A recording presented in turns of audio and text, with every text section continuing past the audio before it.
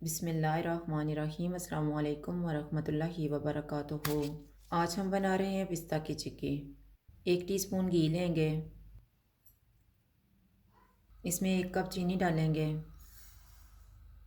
चूल्हे को लो to medium रखेंगे और चीनी को मेल्ट करेंगे।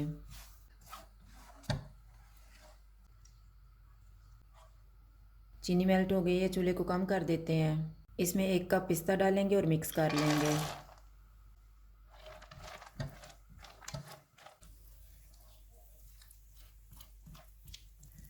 पिस्ता मिक्स हो गया, चूल्हा बंद कर देते हैं। बेलने पे मैंने बटर पेपर रखा हुआ है।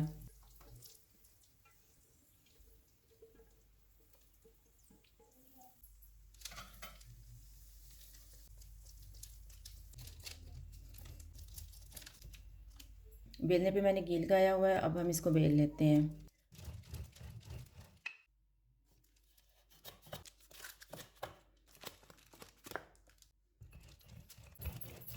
अब हम इसको कट लगाएंगे।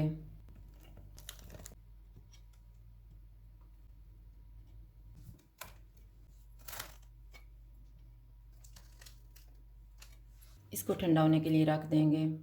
चिक्की ठंडी हो गई है, इसको प्लेट में रख लेते हैं।